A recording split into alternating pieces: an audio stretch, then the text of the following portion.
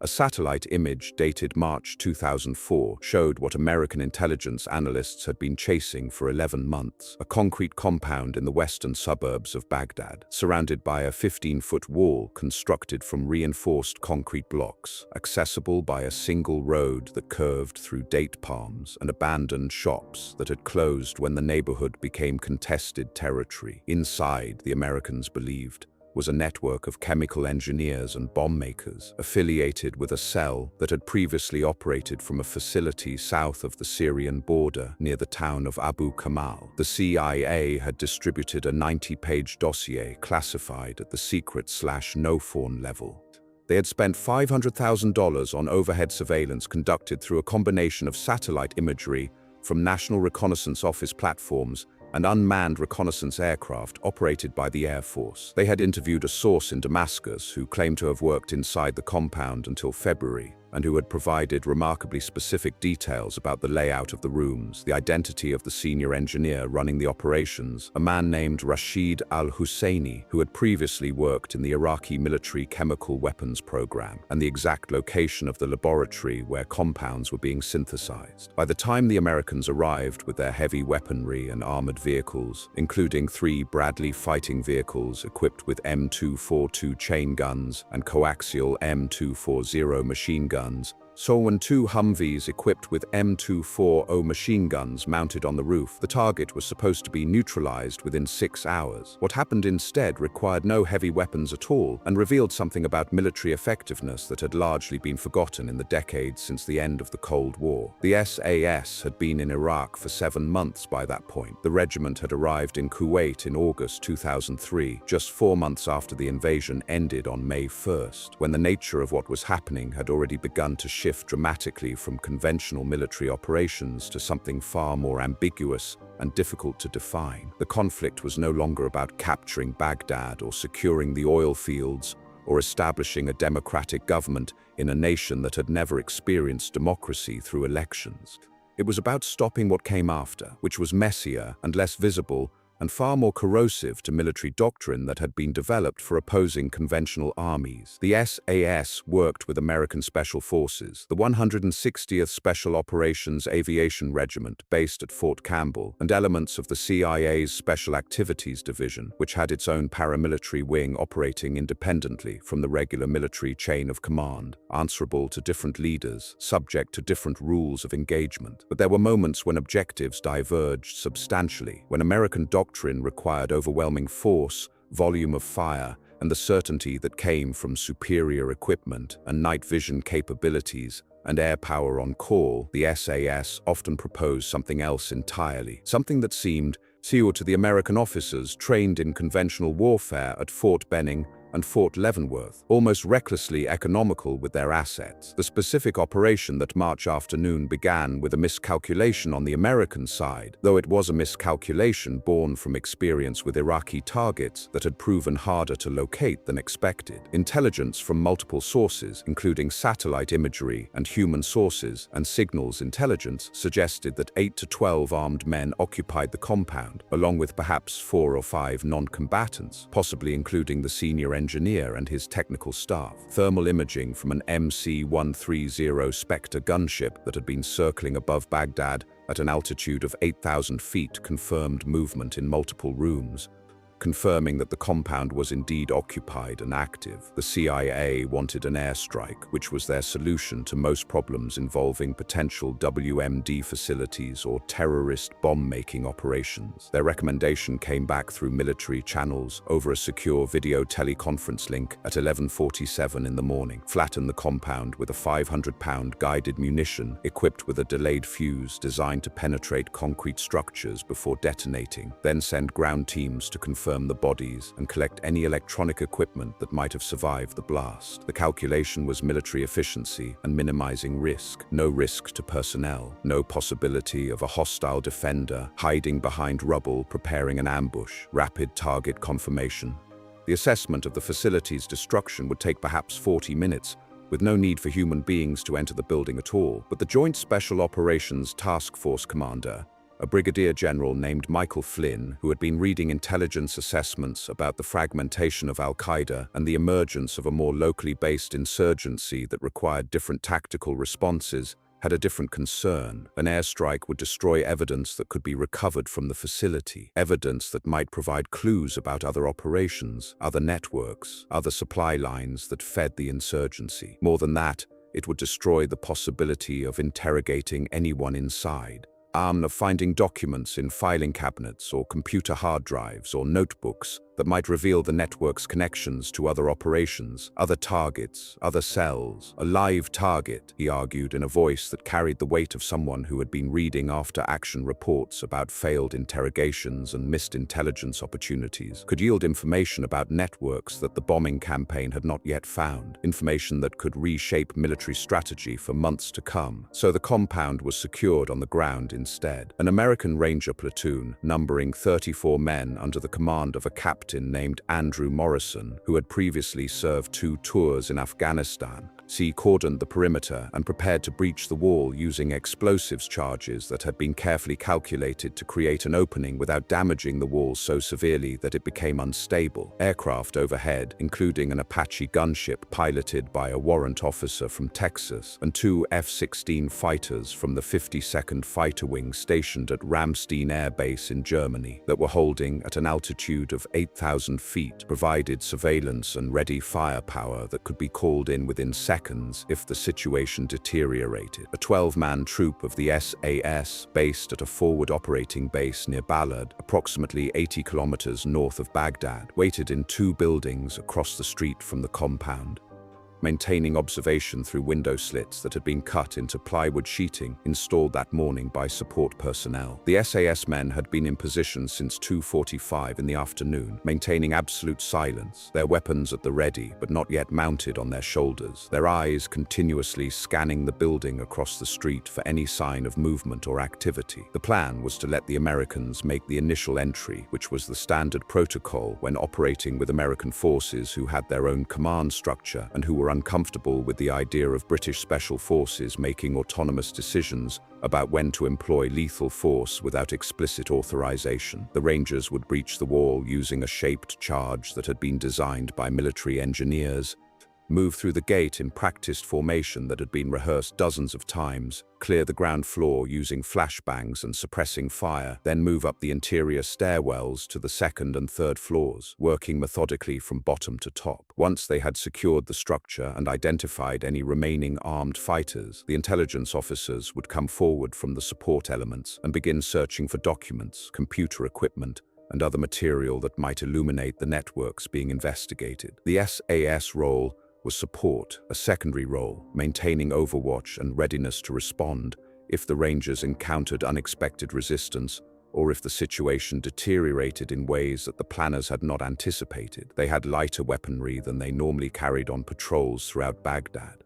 No belt-fed weapons, no grenades beyond the few smoke grenades meant for marking positions if things went very wrong. Just sniper rifles mounted with loopholed scopes, Glock 17 pistols in holsters on their thighs, and 2 men who carried minimi light machine guns for providing suppressing fire if the Rangers became pinned down and required additional firepower to suppress enemy positions. The breach happened at 4:17 in the afternoon. The shaped charge detonated with a precision that was almost surgical, leaving a hole in the wall large enough for a man to pass through without ducking or bending, creating minimal damage to the surrounding wall structure. The Rangers came through the gate in practiced formation, moving left and right in a pattern they had rehearsed dozens of times in training facilities, calling out clear as they moved through each room, their rifles up and ready, their movements economical and practiced, and stripped of anything unnecessary. The compound was less heavily defended than expected. 2 men with AK-47s were positioned in the courtyard, partially concealed behind a concrete pillar that supported a 2nd-floor balcony, their position chosen for the sight lines it provided across the entrance. They fired, the sound of their rifles echoing off the walls, and they missed because they were nervous and because they had been waiting in that position since dawn, and fatigue had made them slow and made their aim less precise. The Rangers returned fire with the kind of controlled precision that comes from training, selecting specific aiming points, firing bursts of 2 or 3 rounds,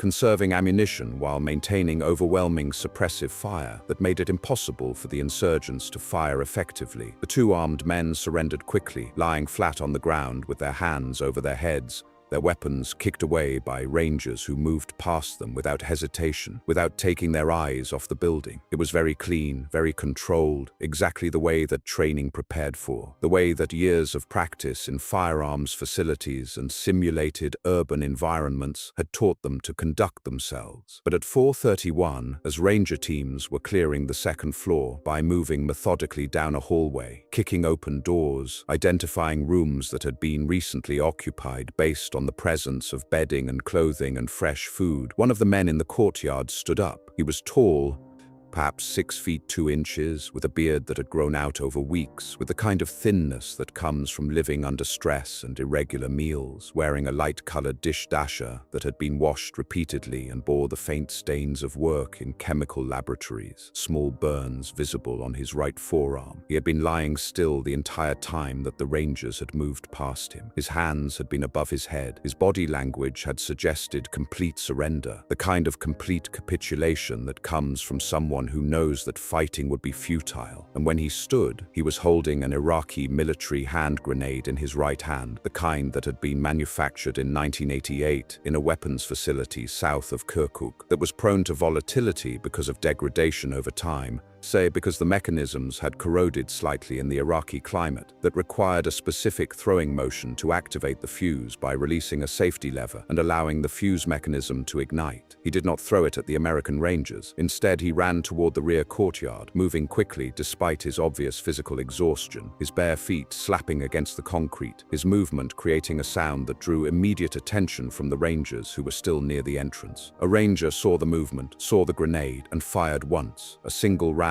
that he had time for before the man was out of his sight line. The round struck the man in the spine, entering between his 5th and 6th vertebrae, severing the spinal column and causing catastrophic neurological failure. He fell. The grenade fell with him, tumbling end over end, landing 6 feet from where 3 rangers were standing, positioned near a concrete bench that had provided no shelter, and it detonated precisely 2.3 seconds after it hit the ground, sending a cone of shrapnel upward and outward at high velocity, traveling at speeds that made it nearly impossible for anyone nearby to escape. One of them, a 19-year-old from Pennsylvania whose name has never been publicly released, took shrapnel through his left thigh and abdomen. The fragments, some as large as a coin, some no larger than a grain of rice, traveled at varying velocities and entered at angles that made the wound patterns complex and difficult to treat. He had been in Iraq for 43 days. He had conducted 17 previous patrols.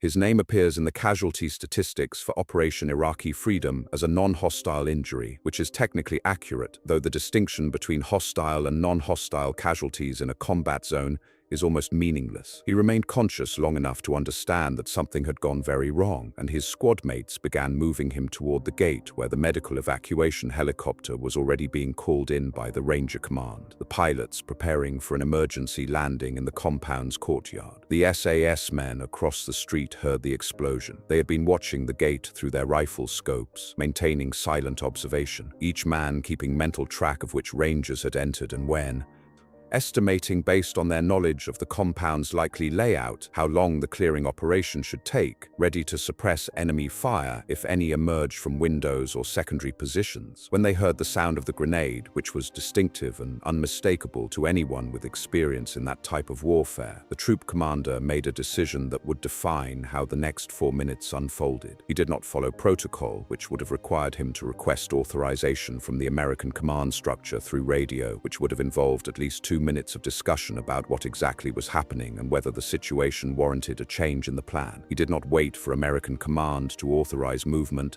which would have meant staying in position and providing overwatch while others responded to the explosion. He did not ask permission to cross the street and enter a building that was theoretically under American control, which would have been the formally correct approach according to the command structure. Instead, he stood up from his firing position, signaled to his men with a hand gesture that was universally understood among Special Forces units, and moved. What happened next was not documented in any official report distributed through normal military channels. It was not filmed by journalists or military photographers. No civilian witnesses were present. No record was made through the standard military intelligence collection systems. The only documentation of it exists in the after-action statements given by the rangers who were inside the compound and the SAS men who moved through it, statements that were filed in separate reports, classified at the secret level, and stored in archives that would not be opened for at least 50 years. In 4 minutes, that SAS troop cleared a building that the American planners had estimated would require 30 minutes to sweep completely, moving from room to room, identifying potential threats, neutralizing resistance, collecting individuals of interest. They moved through the upper floors with a kind of choreographed movement that suggested perfect coordination, moving in pairs, covering each other, identifying rooms that still contained armed fighters who quickly surrendered when faced with trained operators moving with speed and purpose. They identified positions where weapons were concealed, finding an AK-47 in a wall safe behind a poster of a political leader, finding a Tokarev pistol wrapped in plastic and hidden in a ceiling compartment. They identified the chemical engineers the CIA had been seeking, finding them in a basement room that did not appear on any of the building plans that the planners had obtained from local records. By the time the Ranger Command had authorized a second element to move across the street, by the time they had organized the logistics of having additional personnel cross into a building that was theoretically a hostile area, so the SAS had already secured the most valuable intelligence asset in the compound and begun moving him toward the gate, supporting him because he was injured and exhausted, moving with purpose toward the perimeter where medical personnel were already assembled. What made this possible was not superior training, though the SAS was certainly well trained, certainly operated under training regimens that were more intensive and more focused on precisely these types of situations than the training regimens available to the Rangers. What made it possible was a specific kind of knowledge that comes from operating in cities where the enemy has advantages, where you cannot rely on overwhelming firepower because you are operating in an area where civilian casualties would carry diplomatic and political costs. The SAS had learned through 8 months of operations in Baghdad, how to read the architecture of Iraqi buildings in a way that was almost intuitive. They understood the way that Iraqi military engineers designed courtyards and secondary exits, the way that walls were typically aligned to create sight lines, the relationship between window placement and internal room configurations. They could identify, by the pattern of wear on stairs and the scuff marks on walls, and the smell of recent activity in closed rooms, which areas had been recently occupied and which had been abandoned weeks or months earlier. They knew from direct observation during previous patrols which buildings in this neighborhood contained basement rooms and how those basement rooms were typically accessed. They moved with what the Rangers later described in their after-action reports as a preternatural knowledge of where to look, where not to waste time, which shadows would conceal a firing position, which corners represented likely places for armed defenders to position themselves. This knowledge was not the product of military training alone. It was the product of presence. It was the product of being in the city, day after day, week after week, learning how things were built and how people moved through those spaces. The young Ranger from Pennsylvania was evacuated by helicopter at 5:04 in the afternoon. His shrapnel wounds were serious but not fatal. He would spend 6 weeks in a military hospital in Landstuhl, Germany, where he would undergo multiple surgeries to remove shrapnel that the initial trauma surgeons could not access without causing additional nerve damage. He would return to duty after his physical recovery, though he would never return to Iraq. He would be transferred to Fort Bragg, where he worked in a training capacity, teaching younger Rangers about the realities of urban combat operations. The chemical engineers who had been found in the basement room were transferred to a CIA detention facility, where they would provide information about the networks that supplied bomb-making materials to insurgent groups operating throughout western Iraq. That information, in combination with intelligence gathered from other operations conducted over the following months, helped the JSTF identify 17 specific supply routes that moved materials from Syria into Iraq, moving them through towns and villages like Hit and Haditha, using trucks and donkey carts and human couriers who carried components in backpacks. It helped identify 13 individuals who coordinated the distribution of explosives and volatile compounds to cell leaders who conducted bomb-making operations. In the following 4 months, the American military would conduct strikes on all 17 routes, destroying supply depots, capturing or destroying vehicles that had been used to transport materials. 12 of the 13 individuals would be killed or captured in operations that were directly informed by the intelligence obtained from from the basement room. But what was remarkable about the compound operation was not the outcome. Though the outcome was militarily significant, what was remarkable was what it revealed about the difference between the way Americans approached warfare in cities and the way the British did. The Americans brought overwhelming force. They assumed that quantity of firepower would eliminate uncertainty. They deployed more men, more vehicles, more air support, more sophisticated sensors. The SAS brought instead what could only be described as a type of knowledge. Knowledge of place, knowledge of how buildings were built and how people moved through them. Knowledge that could not be quickly acquired or easily transferred in a training manual or a PowerPoint presentation. It came from months of patrolling the same neighborhoods, learning the streets, understanding the patterns of daily life, and then imagining how those patterns would change when violence arrived, how people would hide, where they would run, what positions they would choose to defend if they chose to fight rather than surrender. The CIA dossier on the compound had run 90 pages. It contained satellite imagery that had been obtained through an orbit over Baghdad that repeated every 7 hours. It contained source reports from informants whose reliability was rated on a scale that attempted to quantify trustworthiness. It contained financial analysis that traced money through banks in Dubai and Lebanon. It contained network diagrams that showed the relationships between individuals, showing who had reported to whom at certain points in time. It did not contain the knowledge that the SAS brought to the breach. That knowledge could not be put in a dossier. It could not be transmitted in a briefing. It could only be obtained by being present in the city, day after day, week after week, learning the ways that Iraqi buildings were constructed, learning which corners were sightlines and which were dead space, learning how to distinguish between the way insurgents fortified positions and the way normal families lived in the same buildings, learning the sounds that indicated occupation, the smells that indicated recent activity. By the time the SAS troop crossed that street in Baghdad, they had walked the equivalent of 85 miles on foot through the city, moving through neighborhoods and observing, learning the layout of streets and the relationships between buildings. They had driven nearly 300 miles on patrol routes that followed the same patterns week after week. They had conducted 31 previous operations in urban environments within a 3-mile radius of this compound, each one adding to their understanding of the architecture and the patterns of resistance, each one refining their knowledge of which buildings presented which dangers, which approaches offered which advantages. The Americans had brought instruments of destruction. What they had not brought, at least not initially, was the knowledge of how to use destruction selectively, how to achieve military objectives while preserving the intelligence assets that those objectives were meant to obtain. The SAS understood something about insurgencies that would take the American military another year to fully internalize, another year of similar operations, another year of studying after-action reports and looking for patterns.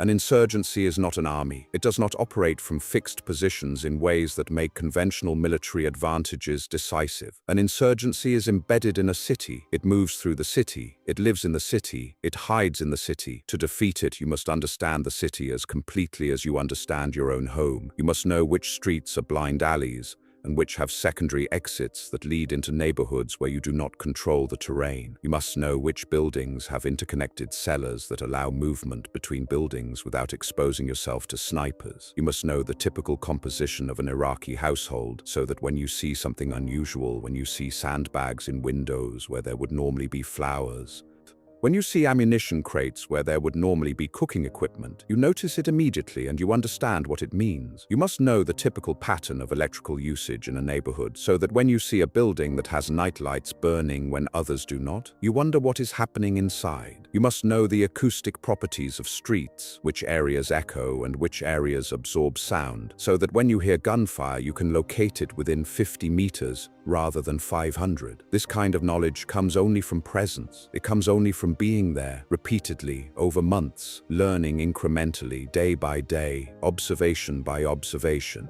The intelligence that came from the basement room altered the course of the insurgent supply networks in western Iraq in ways that are still not entirely understood outside of classified military channels. The American bombing campaign, which had previously been mostly reactive, conducted in response to specific intelligence tips or evidence of recent activity, became more targeted and more strategic. By the end of 2004, the number of roadside bombs detonated in Baghdad had declined by 17%. The decline did not continue forever. By early 2005, the number was climbing again as new supply routes were established, and new cell leaders emerged to take the place of those who had been killed or captured. But for 3 months, the strategic situation improved measurably. The number of American casualties declined.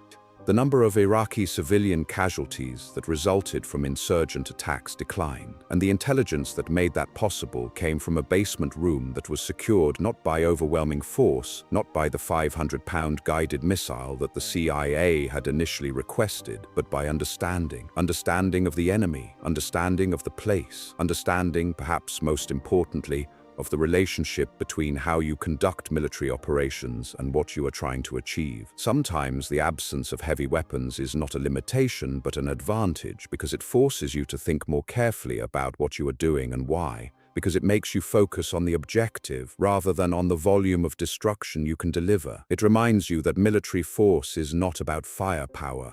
It is about will and knowledge and understanding. It is about the ability to make decisions quickly in circumstances that change by the second. It is about knowing your terrain better than your enemy knows it. The compound still stands in Baghdad. The wall has been repaired by the family that now owns it. New tenants have moved in and established a small business that sells carpets and fabric. The room service patrol, a regular rotation of American soldiers who patrol the neighborhoods of western Baghdad on a rotating basis, passes by every third day on routes that barely resemble the ones that existed in 2004. None of them know what happened in that compound. None of them have seen the classified dossier that detailed the suspected weapons programs. None of them have read the after-action reports that describe how a handful of men with light weapons cleared a building in 4 minutes, how they found intelligence that would shape operations for months to come. The knowledge of that operation is distributed across a few hundred people, scattered across the world, most of them retired now, most of them unable to speak about it publicly because they remain bound by classification rules and by the traditions of military service that discourage the sharing of specific operational details. But the principle that it demonstrated, the notion that understanding can be more valuable than firepower, that presence in a place can be more decisive than sophisticated instruments of observation, that principle has become the foundation of how Western militaries understand counterinsurgency now. It is a principle that seems obvious in retrospect, in 2026, when military doctrine has evolved through decades of experience in urban warfare and asymmetric conflict. It was not obvious in 2004, when the prevailing doctrine was that technology and overwhelming force could solve problems that were actually problems of knowledge and presence and understanding, when the response to most military challenges was to bring more helicopters, more air power, more sensors. The lesson that came out of the basement room of a compound in Baghdad, the lesson that was learned not from a textbook but from 4 minutes of movement through unfamiliar architecture by men who had spent 8 months learning the city, was that sometimes the most effective military tool is not a weapon at all, but simply knowing your ground better than your enemy knows it, and having the autonomy and the knowledge and the willingness to act on that understanding without waiting for authorization from a command structure that does not have the information you have.